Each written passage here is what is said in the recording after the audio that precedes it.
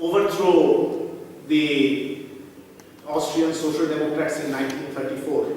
The Austrian Social Democrats even then played a slightly better role than the German Social Democrats, because the Austrian Social Democrats actually had their own workers' combat forces, and in Vienna in 1934, the Schutzbund, the Social Democratic armed militia, is something unbelievable for us today to think of social democratic parties, including social democrats, going around with the signboard communist to build armed militias. But the social democrats had an armed militia.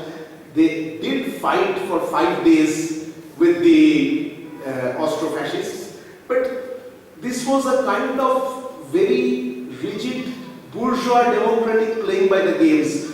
We cannot fight until the right wing first breaks the constitution. So it is, they did not fight when they had the possibility of actually taking power in 1919-20. Instead, they fought in 1934 when the right wing was so strong that it could come and smash them. So the Austrian workers fought heroically, but they lost.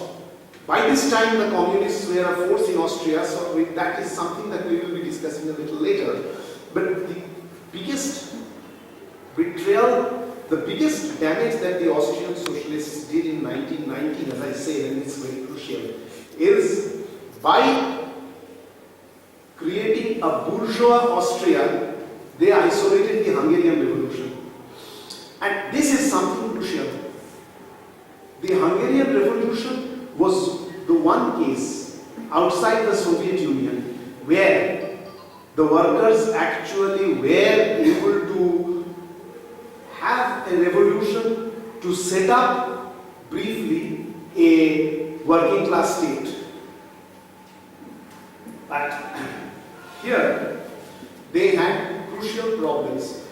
In 1910, Hungary's working class was 17% of the population. So it was a very small working class.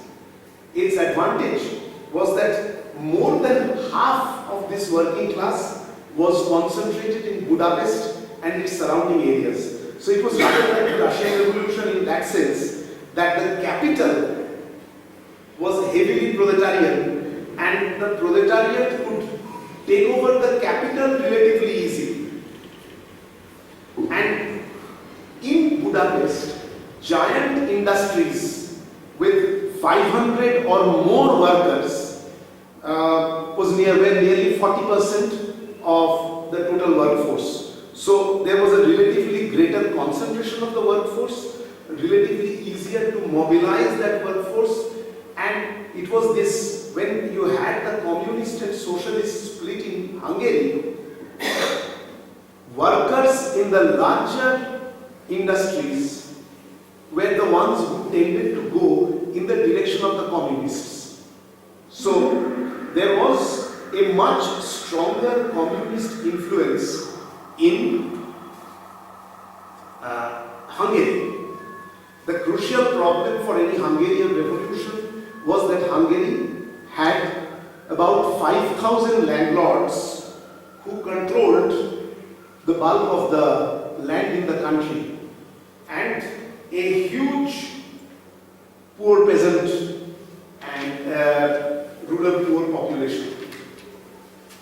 Now, when the war saw major problems, the Austrian army had 9 million soldiers, of whom during the war 5 million, 50 lakh were killed, wounded, taken prisoner, or were missing.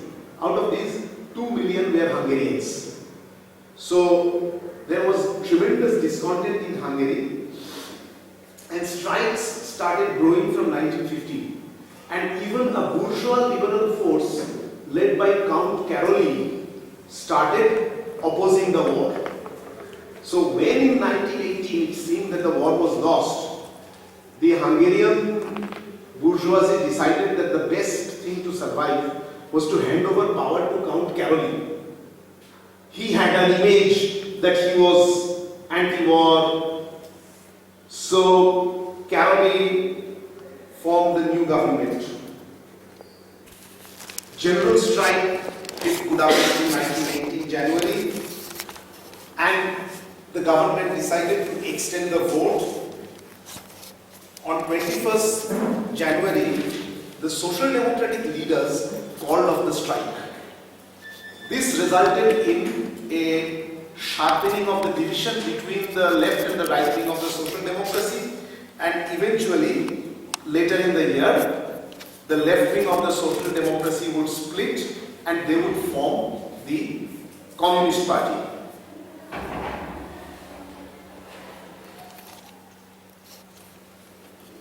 The crucial problem that the workers had here, once again, was the problem of leadership. Workers and soldiers set up Soviets. They use the term Soviet. The word Soviet is of course Russian, but they called these Soviets and they demanded Soviet power. In effect, there was dual power, as in Russia at one stage. The Social Democrats said that we do not want to go forward. They appealed to workers and peasants not to go for socialism. But nonetheless, while new workers who had been previously depoliticized, when they become first politicized, what happens often is they go to known organizations. So while the Social Democrats played a right-wing role, previously depoliticized workers who were awakening for the first time were flocking to the ranks of the Social Democratic Party rather than to the Communists.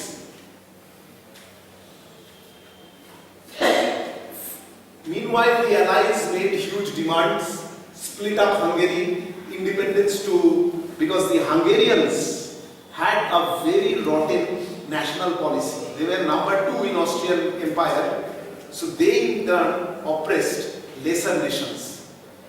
So the demand by the Allies to split up Hungary so that the Czechs and the Slovaks would get more land, this resulted in a problem and Caroline decided to resign.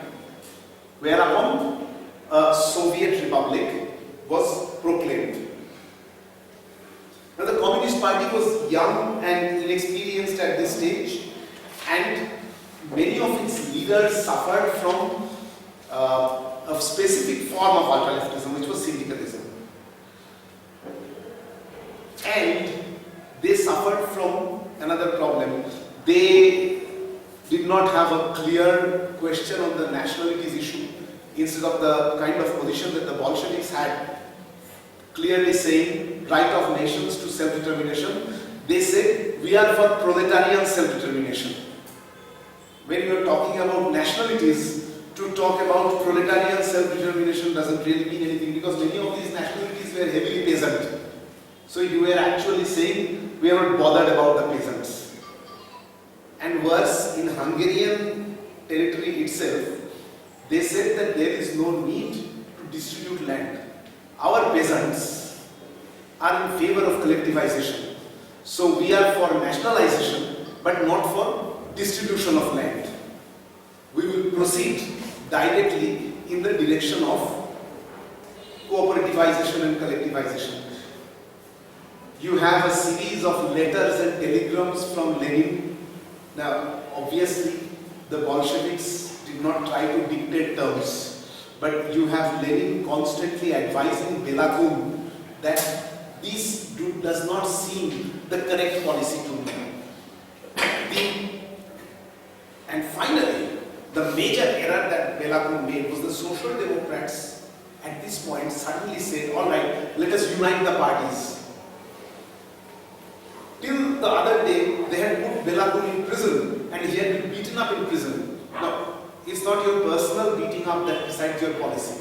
But people who were arresting communists the other day, suddenly they come and say, unite into one party. The Bolsheviks said, fine, form a bloc with them, don't merge. but the communists agreed to merge with them. The result was that the Social Democrats became the majority party, majority section within this merged party, and hiding behind the communists, the Social Democrats did not distribute land to the peasants. What happened was they declared that we are forming collectives, but the old landlords were declared manager of the collective.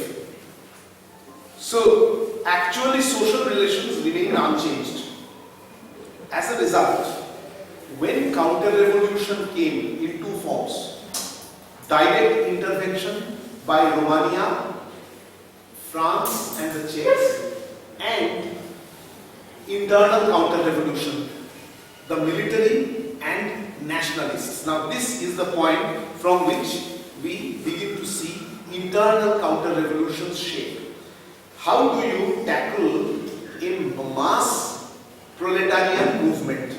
It was becoming clear that you do not tackle it only by the police or even the military. You use the police, you use the military, you can defeat them in a particular battle, you can kill some of their leaders, you can take away their guns for the moment, but it is not perhaps the way to ensure a long-term defeat. So you require, when you are fighting an enemy who has a very clear ideology, it's very easy to criticize people. I have been criticizing Belakun. They were people taking decisions under difficult circumstances. We are looking at those events nearly 100 years later. It's very easy to sit back and say they made mistake A, mistake B, mistake C. The point is, they were ideologically motivated and they were leading the most advanced sections of the workers. So, how do you defeat them? You have to have some other ideology. In the 19th century, these imperial states, the ideologies that they had were, even when you have, as I said, the bourgeoisie economically gaining, in ideological terms, you have imperial ideologies and things of this kind. But now, nationalism could become a right-wing ideology. Something which had been a progressive ideology in the past could now be used. It had been used during the war itself. Rabindranath Tagore was aware of this. In his lectures in Japan during the First World War, he said that nationalism is an ideology which is being used to justify every kind of imperial aggrandizement. That my nation first. So nationalism could be an ideology by which you try and mobilize ordinary petty bourgeois people, because nationalism has a particular appeal to the petty bourgeois. You tell the petty bourgeois that look, there are two greedy classes. The big capitalist is greedy, but the worker is also greedy. The worker is the one who is constantly organizing unions, demanding high wages. What about people like you, the small shopkeeper and all these people? You are not organized, you are only thinking of the nation, and these are the selfish people. I mean, think of it. This is how nationalist ideology has been, and it's being used even now. While in the service of big capital, the way it is being trying to mobilize the petty bourgeois is demonetization. It's in the interest of the nation. Violation of democratic rights. It's in the interest of the nation. The nation comes first. The nation wants to know. So, well, you have the nation as something very abstract, but something which was very attractive to these people. All these years they had been second-rate citizens. German had been the language of the court. Now for the first time Hungarian is getting equality. So nationalism still has that apparently progressive polish it can now be used to mobilize the petty bourgeois. So nationalism is how you mobilize the petty bourgeois against the organized working class.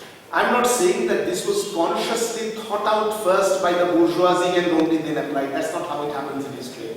But of the different weapons that they tried to use, this was a successful weapon, and its first application comes in Hungary, where nationalism, Hungarian nationalism becomes a component in the anti-communist, anti-proletarian revolution, counter-revolution which develops.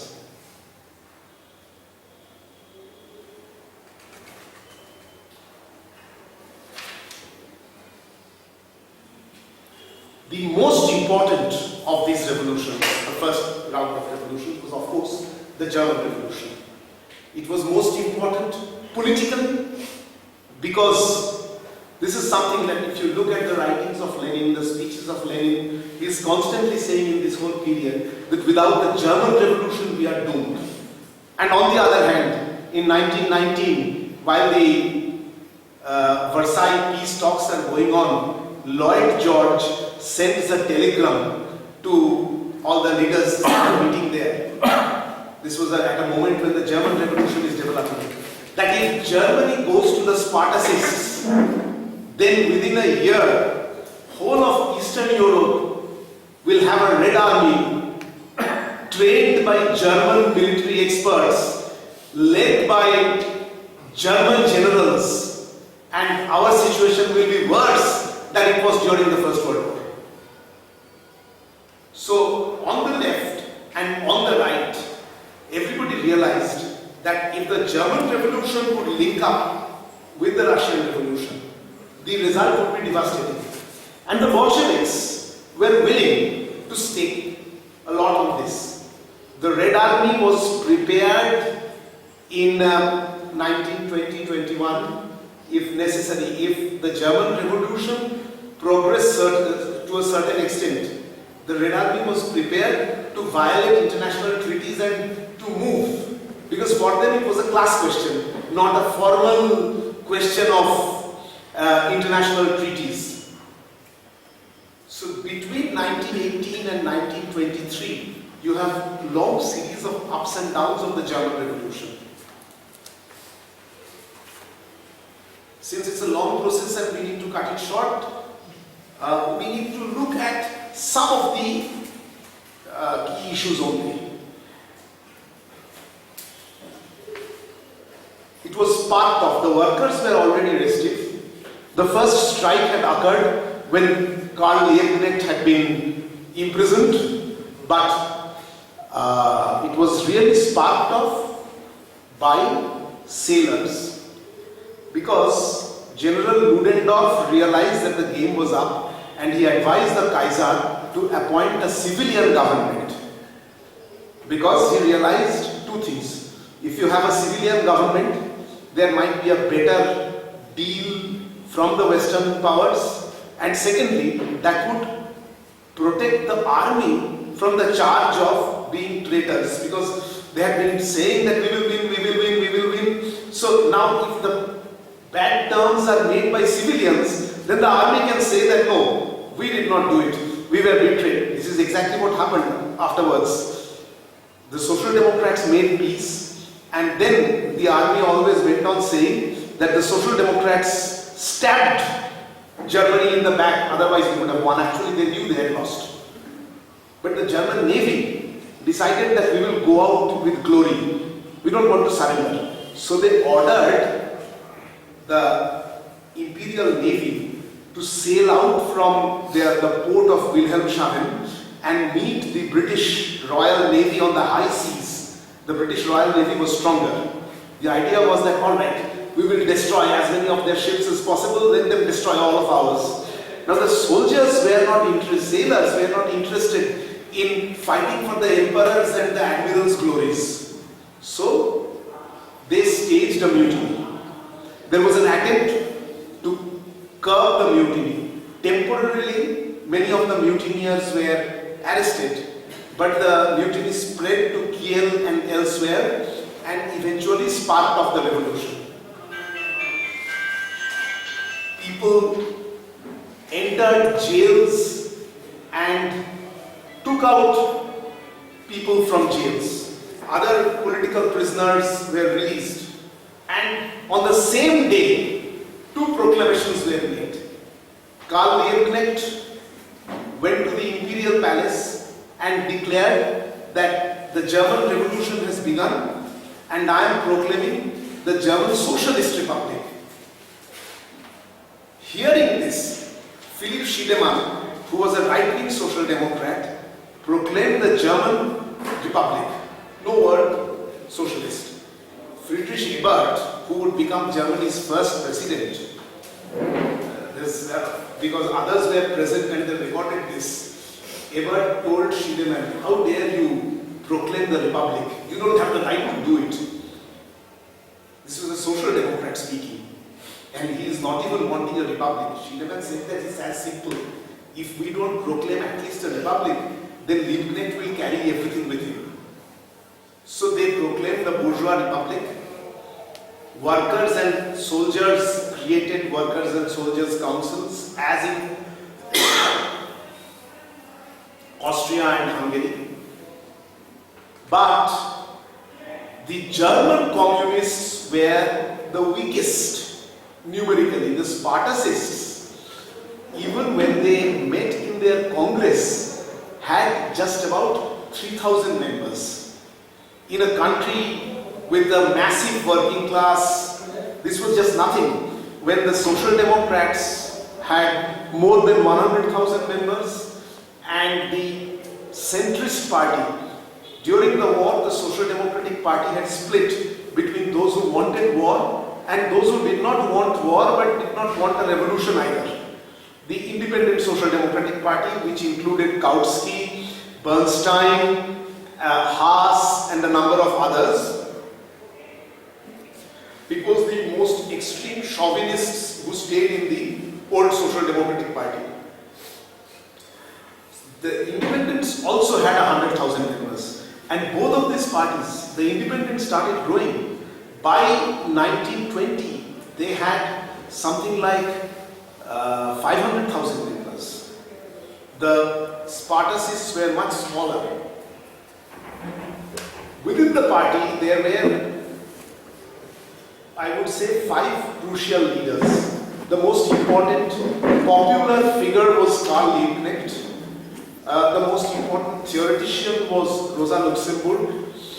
And there were 3 important organizers.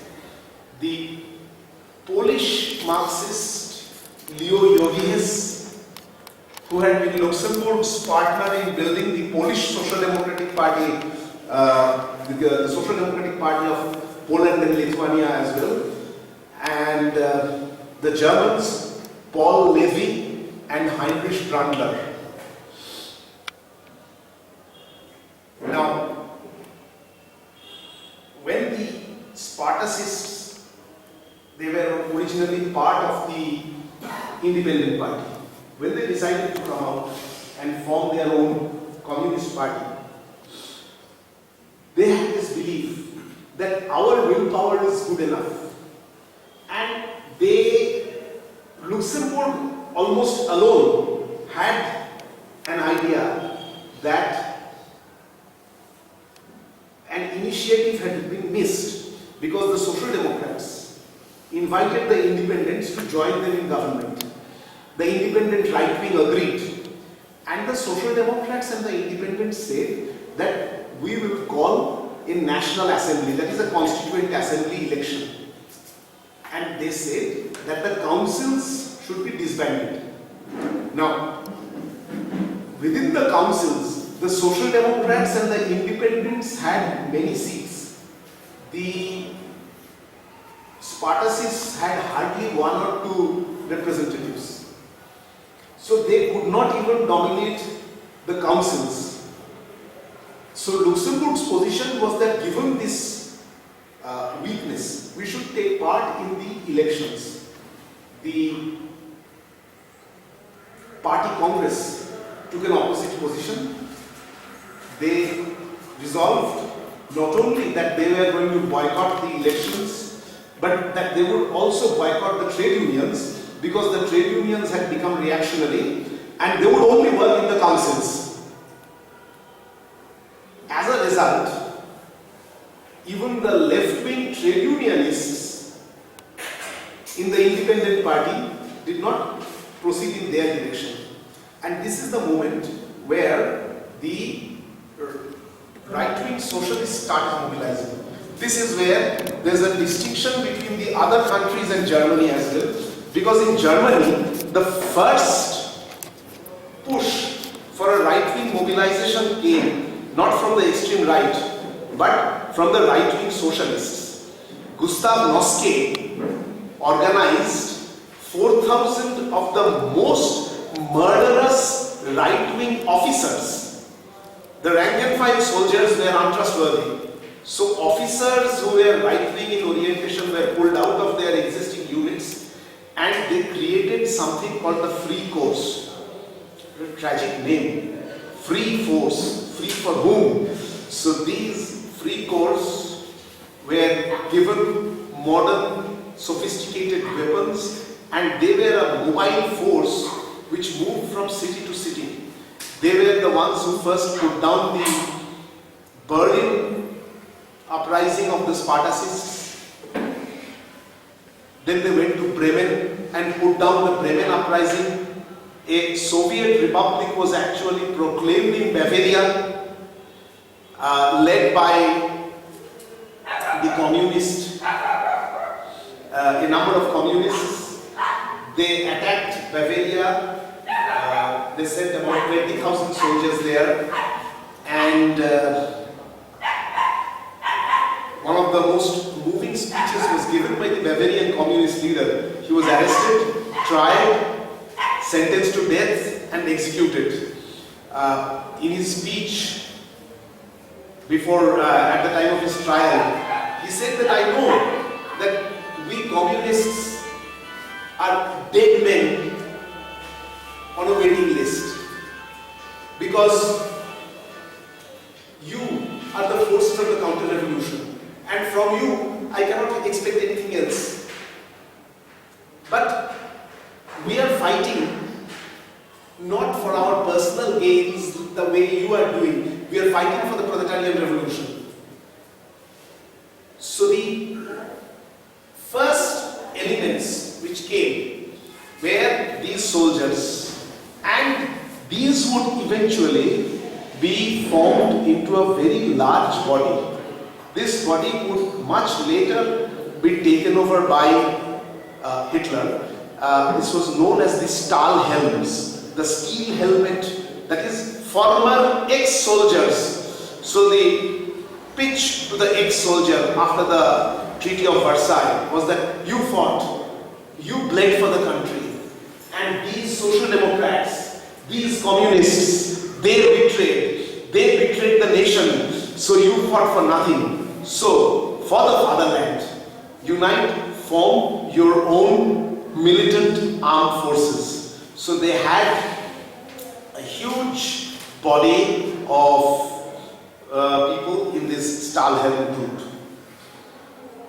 It is at this point that Hitler, who was a political advisor in the army, would be picked up.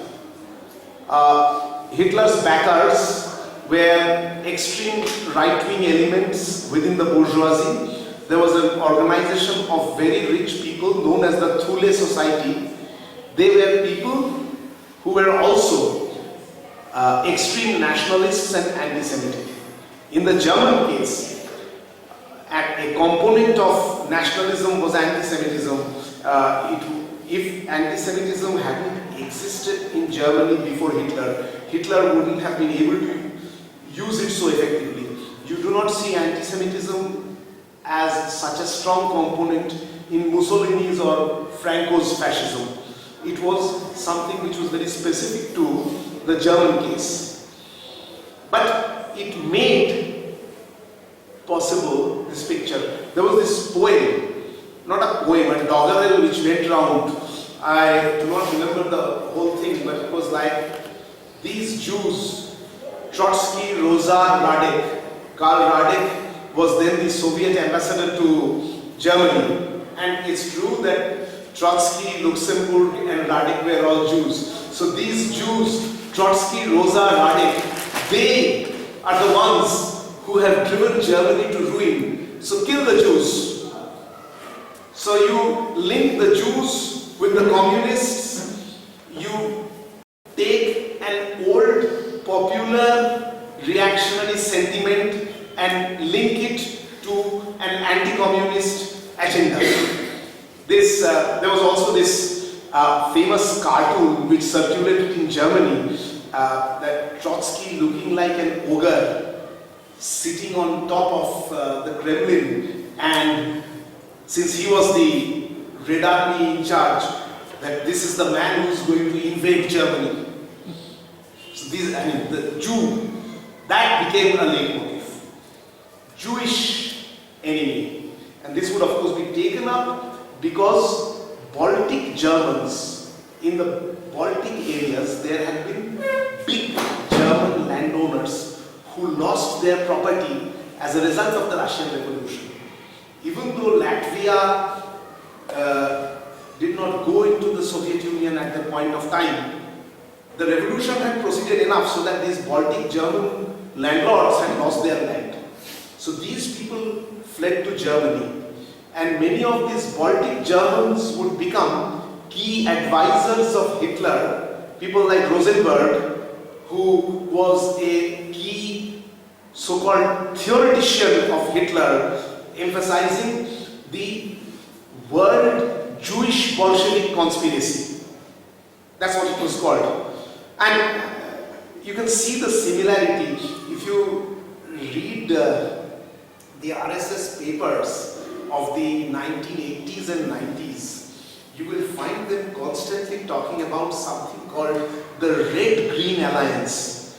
Now, if you tell me about the Red-Green Alliance, I think about communists and environmentalists forming an alliance, but that's not what the RSS means, obviously. It's supposedly communists and Muslims forming an alliance against India.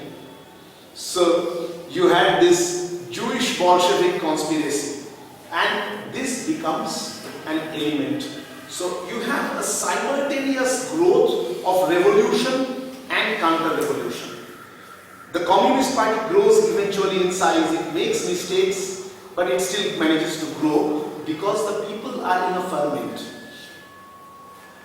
Levy was aware that you cannot make a revolution because communists are willing to make a revolution. You require objective conditions. You need to win over the majority of the workers. As a result, after the deaths of Rosa and Liebknecht, Levy became the central leader. But his policy resulted in a split in the party. The extreme left-wing split. They are the people about whom Lenin writes in left-wing communism. The people who wanted to boycott trade unions, elections, everything. But the Communist International wasn't a monolithic and dictatorial body. So there were communists who preferred this left-wing to Levy and the KPD. So the Communist Party and the left-wing which broke away, ultra-left, were both given membership of the Communist International at one stage. And people like Zinoviev and Radek favored the extreme left. And they had this belief in what they called the theory of the offensive. That if it's a communist party, it should never go on the defensive. It has to go on the offensive. The result was what is known as the March Action. In March 1921, the Communist Party called an insurrection. Now, where is the objective basis for that insurrection? The insurrection collapsed. Levy wrote a very sharp attack, which was politically mostly correct. But the attack was written and published openly. So he was expelled for breach of party discipline. This was a purely administrative action taken by people who knew that his political criticisms were correct. But the point is, he had made a breach of discipline. Lenin later remarked that Paul Levy lost his head, but he at least had a head to lose. One cannot say that for the others. So you had a very ultra-left sentiment within the party. And this party grew because at the Hull Congress of the independents split. There was an open debate. Zinoviev represented the Communist International, Martov represented the Socialist International. Where should the independents go? The delegates by majority voted to join the Communist Party. The right wing split off and eventually joined this old Social Democratic Party. So the Communist Party turned into a party of nearly 400,000. But this is in fact what had created the problem. These were comrades who had previously seen that leaders betray, who had previously seen that leaders are not leading the revolution. So they thought, now that we have joined the revolutionary party, we have to immediately make the revolution, regardless of whether the majority of the working class is with us or not. On the other hand, it was like a seesaw. One side goes down, the other side goes up. The moment the communists failed, you have an attempt by the right. A man called Ludwig Kapp tried to stage a military insurrection. Noske called on the generals to support him and found that the generals were not going to support him. They fled the capital. At this point, the trade union bureaucracy, they were also bureaucrats, they were also moderates, but unlike the party leaders, they had a stake because Kapp's immediate decision was to ban the trade unions. So the trade union bureaucracy called a general strike and Berlin shut down completely. Not a tram was moving. Kapp found that he couldn't even make telephones. In those days, of course, the telephones were not automatic phones. You had to go through exchanges. And the telephone exchanges were run by Social Democrats and trade union activists who would refuse to run the exchange. So the Kapp coup collapsed. So you have attempt. The Kapp coup was an attempt at a purely military coup. It was as a result of this failure that the right wing decided for the first time to seriously support a mass movement based right. And so in course of 1922-23, you have the rise of Hitler for the first time and the attempted coup in Munich, which is known sometimes as the beer hall push. That's also the year when, for the last time, the class struggle was peaking. In fact, it's because the class struggle is peaking. When the class struggle peaks, you have a possibility of carrying the revolution forward. If that collapses, there's a possibility of a sharp move to the right as well.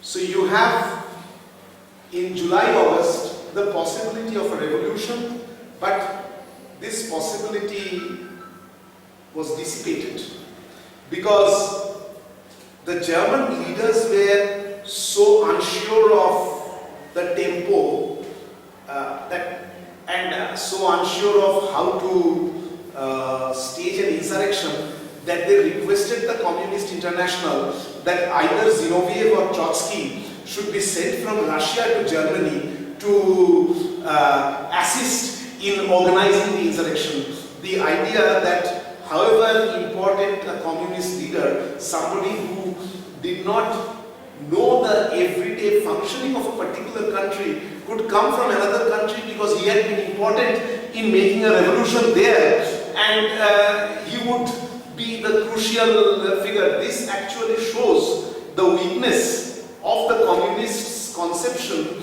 of how to organize the insurrection.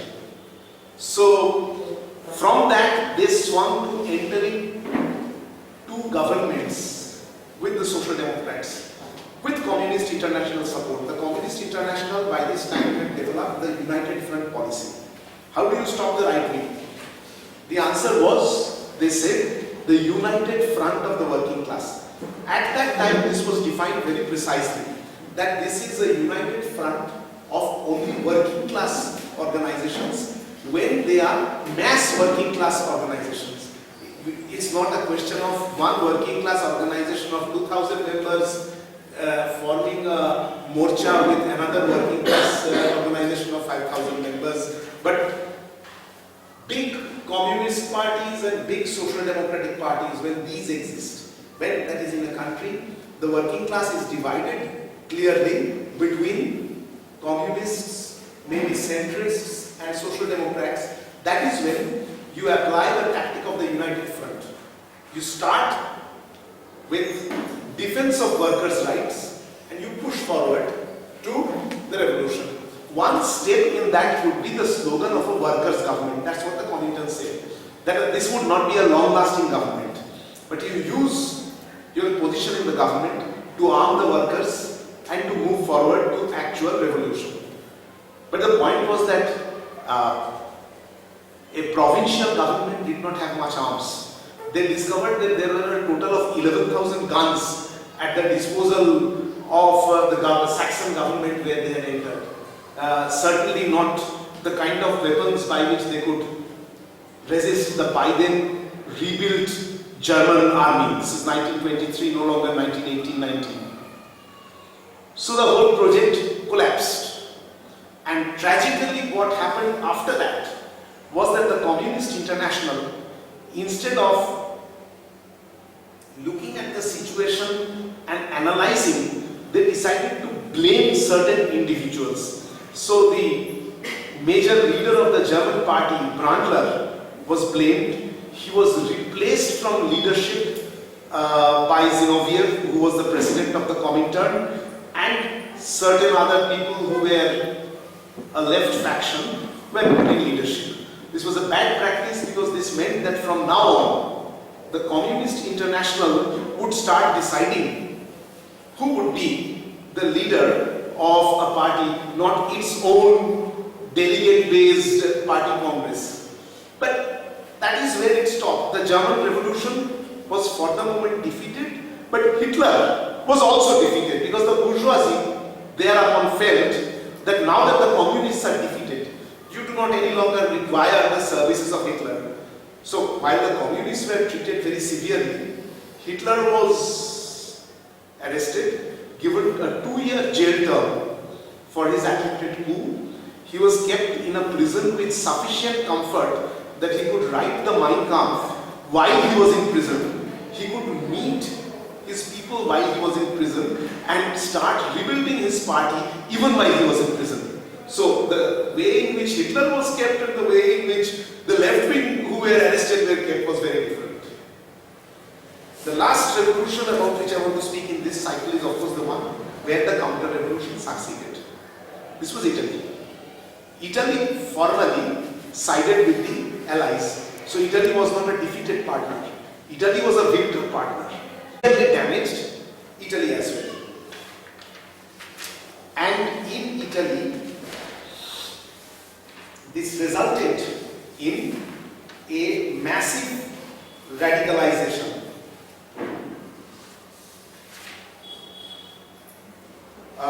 In 1919, the Socialist Party, the Italian Socialists, unlike Germans and others, had been neutral.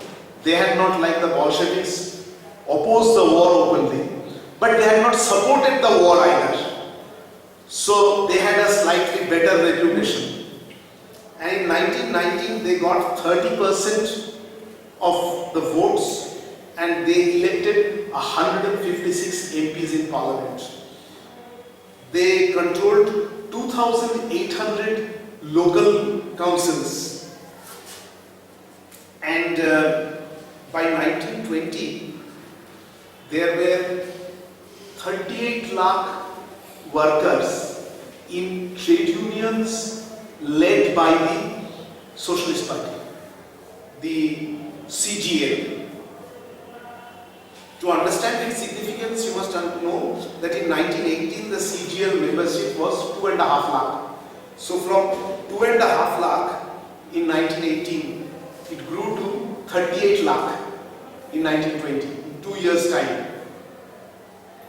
There were strikes. The first major struggle broke out in Turin, which was a major industrial area. This is one struggle where everybody misunderstood excepting one small Turin-based socialist group which used to publish the paper Le Ordine Nuovo, edited by Antonio Gramsci. Because the Turin workers started building factory committees, and Gramsci felt that this was a class-based working class organization. He did not yet know about the Russian factory committee and Soviet experience much, but he drew parallel conclusions that these are dynamic organizations of the entire class, and these should be the foundations of a serious revolutionary policy.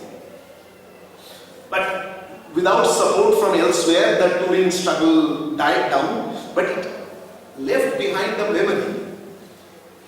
Struggles broke out again in 1919, leading to workers gaining the 8-hour day in large parts of Italy.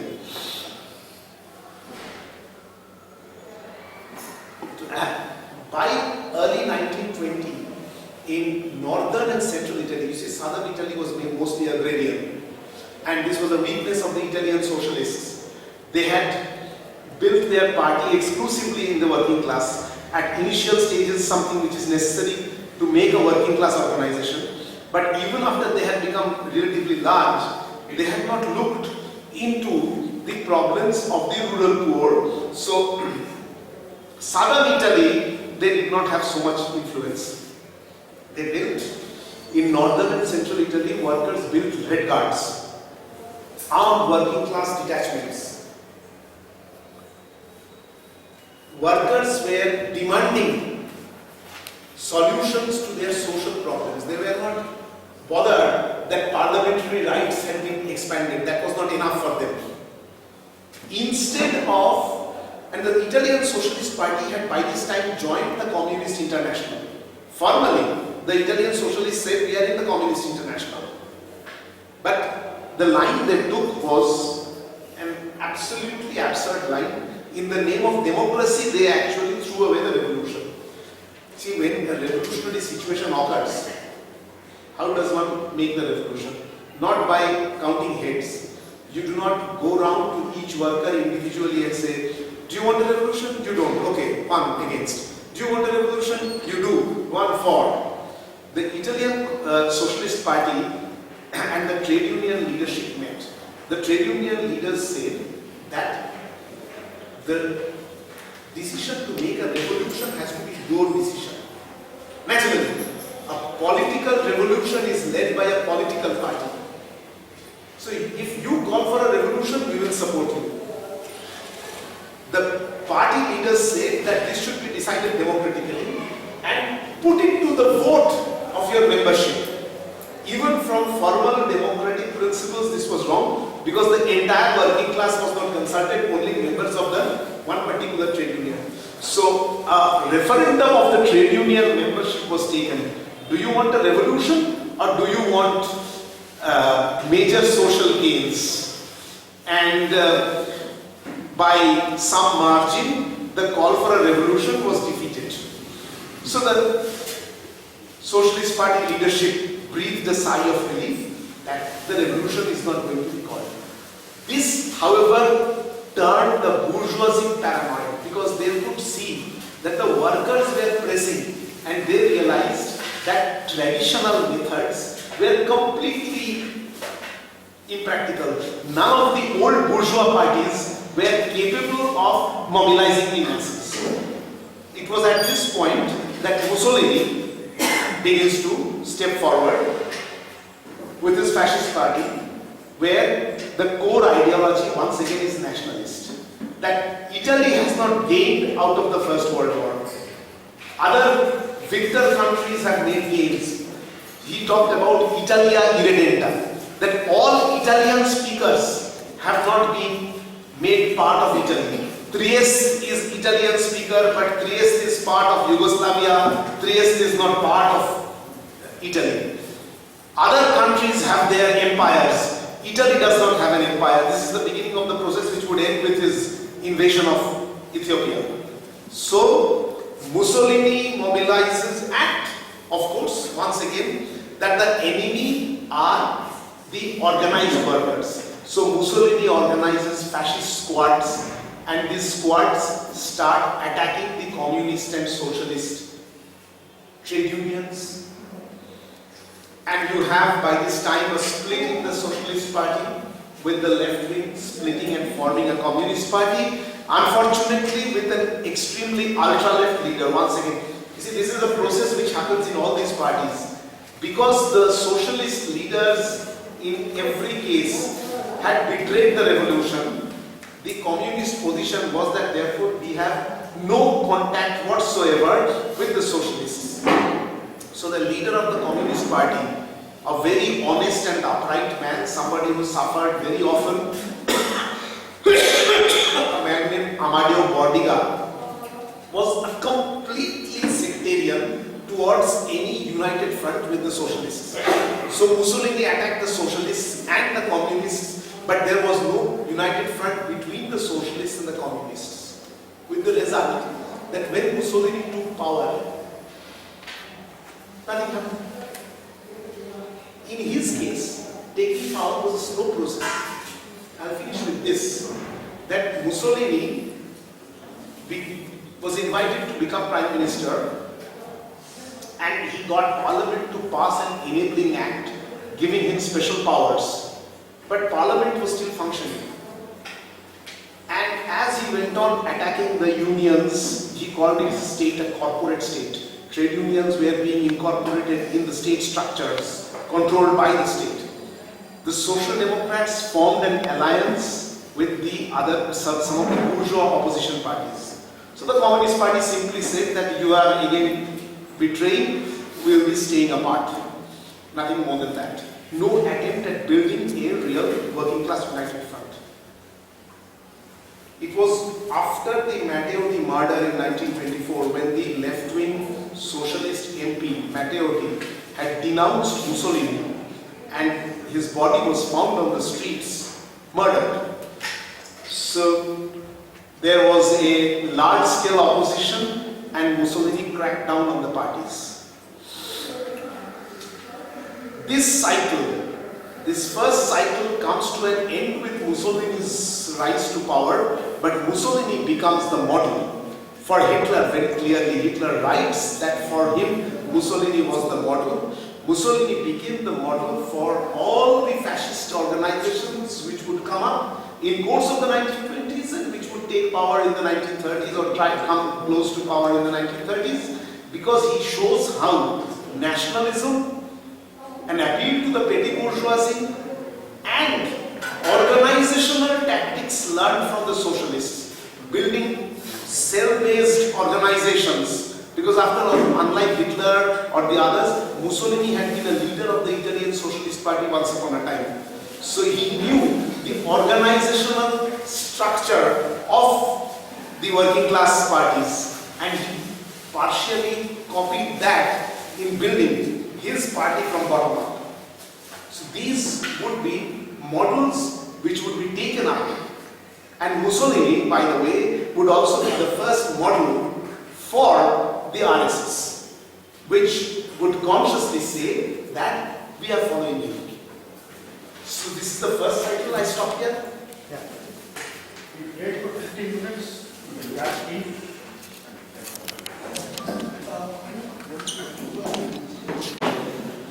Fascism was being discussed.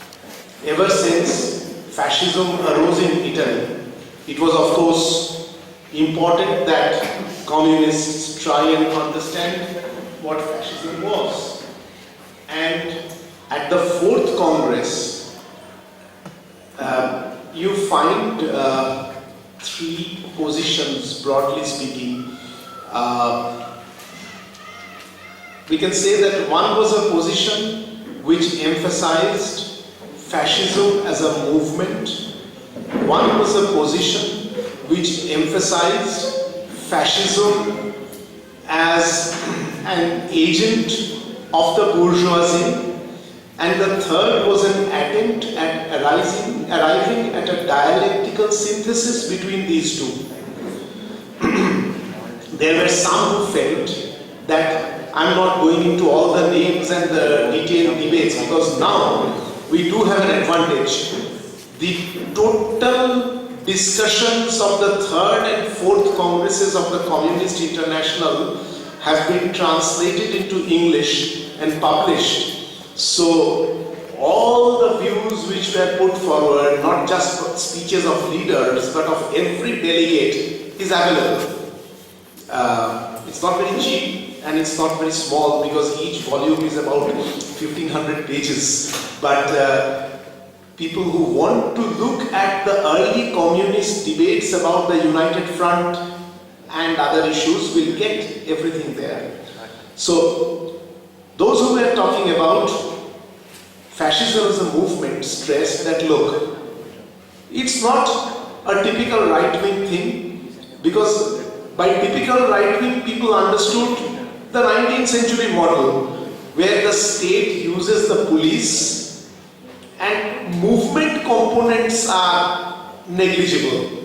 The old right, the semi-feudal right or the bourgeois right, did not use mass movements. So they were saying this is a mass movement. Then there were people who were simply arguing that, well, objectively fascism serves the bourgeoisie, so that is the crucial component. And there were others. For example, Clara Zetkin at the 4th Congress, not just Zetkin but a few others like a Hungarian delegate and others, they made the point that both these elements exist in fascism. They pointed out the fact that fascism did not arise and a mass movement cannot be created by the traditional bourgeois leaders, which is why the fascist leaders themselves were people of a new kind. These were not the old elite people who had gone to the best schools and military training and this kind of thing. If you look at Hitler's party, there was only one person with a very high military rank, that was Goering, who had been a high-ranking officer.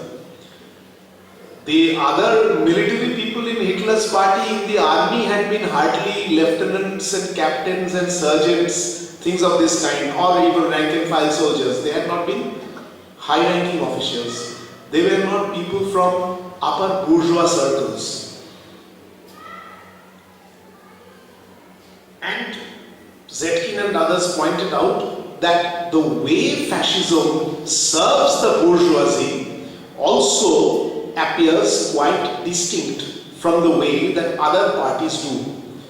When you talk about a straightforward bourgeois party, it's a party which is led by people who are coming from the bourgeoisie or from professional layers which are close to the bourgeoisie. That was what the 19th century traditional bourgeois parties looked like.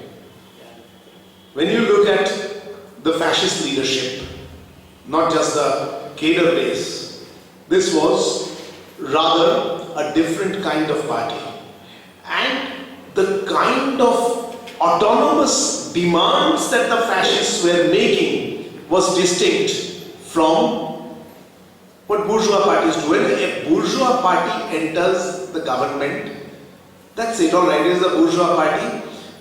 It operates within bourgeois parameters depending upon mass pressure. It might do a little bit of this and a little bit of that, but its basic goal is serving the class goals of the bourgeoisie.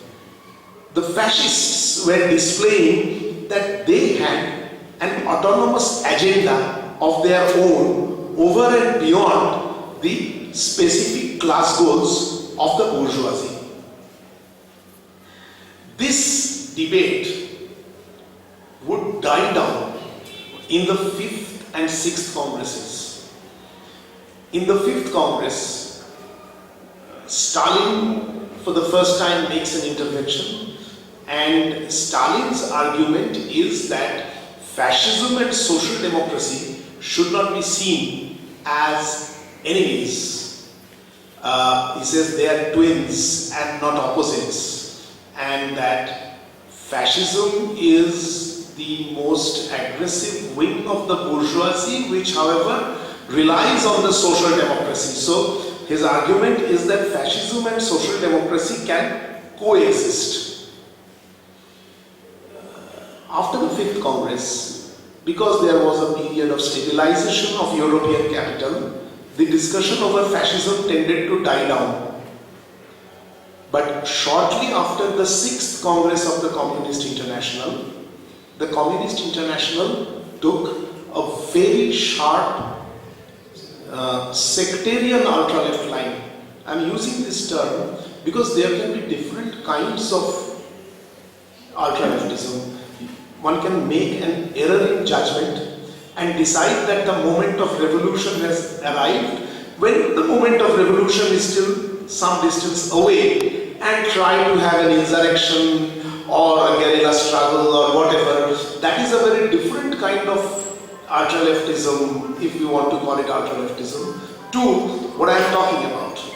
Because what the Communist International said after the 6th Congress is that objectively all parties other than the communists are fascists to one degree or the other.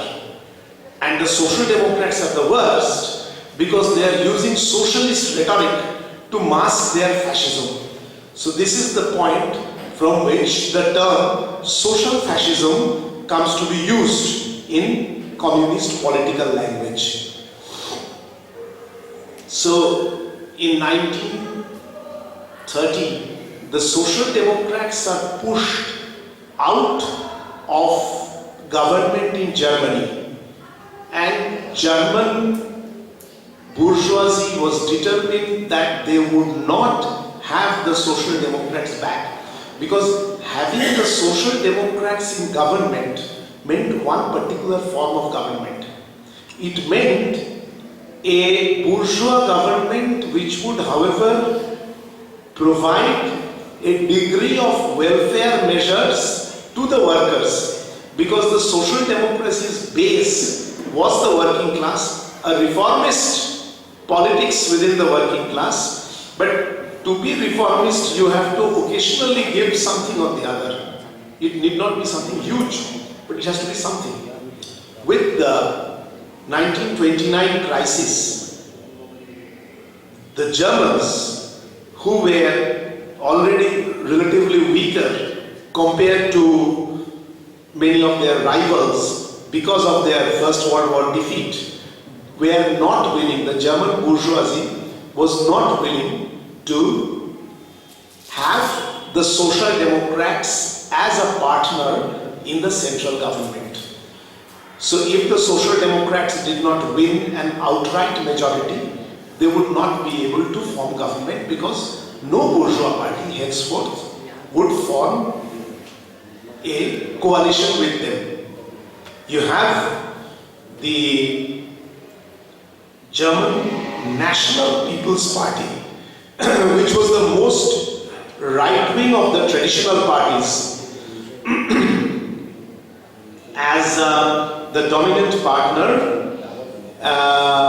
within the right wing, and they would prop up a weak government led by Chancellor Gruening. But the Communist Party went on arguing that the Social Democrats continue to represent the biggest danger. Even as Hitler's votes start growing, in 1928, the Nazis had received 800,000 votes, 8 lakh votes, minuscule. It increased 8 times to 64 lakh votes in 1930. they became one of the largest parties in parliament. But the communists argued that why point to the Nazis as separately fascist? The Social Democrats are also fascist.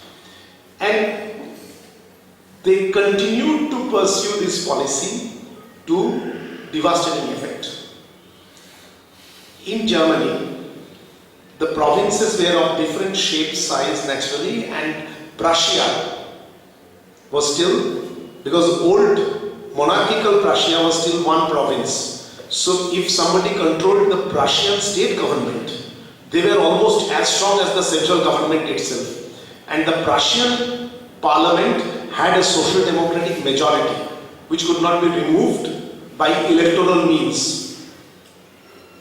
The Nazis called a referendum that people are fed up with the Social Democrats, there should be a referendum and they should go. The Communist Party put forward a set of ultimatum-shaped demands to the Social Democrats, and when the Social Democrats did not accept all their demands, the Communists said, in that case, we are also joining the referendum. They said that this is not the Nazis' referendum, this is now our referendum, this is the red referendum. But in effect, it meant that while the Communists would refuse to make a united front with the Social Democrats against the Nazis, they were willing to make a united front with the Nazis against the Social Democrats to call for a toppling of the communist government, social democratic government. This is something that this lesson will never go away, tragically. Instead of learning from it, what has happened is the theory of social fascism has never been clearly analyzed and repudiated as a false theory. Even when the 7th Congress of the Communist International took up a new line, I'll be coming to that shortly, they never said that our entire understanding was wrong. What they said was that our application was wrong. What they said was that we had not made a distinction between the social democratic leaders and the rank and file. In other words, it was right to call the social democratic leaders fascists. And they were saying this at a time when social democratic and communist leaders were both in Hitler's prisons. So the theory of social fascism would remain, and within the international communist movement, on the left side, it would periodically reappear. I remember in 1979, the organization which at that time was calling itself Central Committee CPI-ML, in other words, the organization of a united front with the CPI Maoist against the RSS of anybody. So the ranks, the Social Democrats had their armed squads. The Communists also had. If they united, what could happen was shown in one place. Hamburg, Germany's second major industrial city, had a suburb called Altona, which was entirely proletarian in composition. The fascists tried to take their own forces inside Altona. The workers fought back throughout the day, and the fascists were totally beaten back. The only instance in Germany where a grassroots united front of workers had occurred between communist workers and social democratic workers saw the fascists routed. The fascists had their revenge after they came to power, because all the worker leaders of Altona were arrested and executed. But neither electorally nor in other fields were the communists and the social democrats going to form a united front. As late 1932, when Hitler was appointed chancellor. Why did Hitler was appointed chancellor? This is something we need to understand finally. Because why did the bourgeoisie turn to him? See, the bourgeoisie did not, as I say, prefer the fascist solution. They wanted an authoritarian solution. It would be like saying that they would have preferred an Indira Gandhi solution to an extreme fascist solution. But the problem was that militancy within the working class was growing. If you look at even voting figures, we can agree that parliamentary figures do not reflect the full reality, but it reflects part of the reality. This was a period when communist votes were increasing and social democratic votes were not decreasing very much. What does that mean? It means that total left vote was growing. The more militant workers' votes were going in the direction of the communists, while people who had been previously totally apolitical, people who had been voting bourgeois parties, some of them were voting social democrat because they did not believe that the bourgeois parties were doing anything. On the other side, the Nazi votes were growing. The middle, the moderate bourgeoisie, the soft right bourgeoisie, these parties' votes were going down. There was a growing polarization. Forces were moving in two poles. The bourgeoisie didn't have any other option. If they wanted to stop this process, if they wanted capital accumulation to flow, they wanted three things. First, deep cuts in working class pay. In order to ensure that, they required a complete smashing of Europe's strongest working class organization. The German working class had the biggest trade union base. The communists and the social democrats and the trade unions between them published close to 250 daily and weekly papers in Germany. They had not only political and economic associations, there was what Gramsci would call attempts at counter-hegemony, in the sense that you have cultural organizations, you have all kinds of organizations which were class-based. So this was the most class-conscious working class that Europe had at that point of time. So, simply from above, having a government impose pay cuts was not going to work. Those workers would go out on strike, they would have serious fights, and the result would be, as I said, communist votes were growing, whatever the errors of the communists, and they were mortally afraid that this could result in communism becoming again a revolutionary force in Germany. So they had to rely on the fascists. So based on this, before Hitler comes to power, we can say that fascism involves these elements. Unique, not just a temporary crisis, but a deep structural crisis out of which capitalism in a particular country needs to escape. It wasn't a matter of just the 1929 crisis. It was a matter of how accumulation of capital would be restructured altogether. Just as after globalization, the continuing militancy of the Indian working class has meant that in India, compared to many other countries, although the organized working class is only 7%, it's had an unusual power in crucial sectors like banking and insurance and so on. So traditional politics of the Congress type was inadequate to break it down fully, notwithstanding the extreme moderation of the left parties. So you have that at an even greater stage in Germany. Secondly, you therefore require a social force, not merely a police force, which would be capable of tackling these masses. That could only come from a frustrated petty bourgeoisie. Because the bourgeoisie is too small and the rich bourgeoisie has nowhere in the world for any revolution or counter-revolution fought in the front lines. They have always fought from behind, pushing others forward. Next,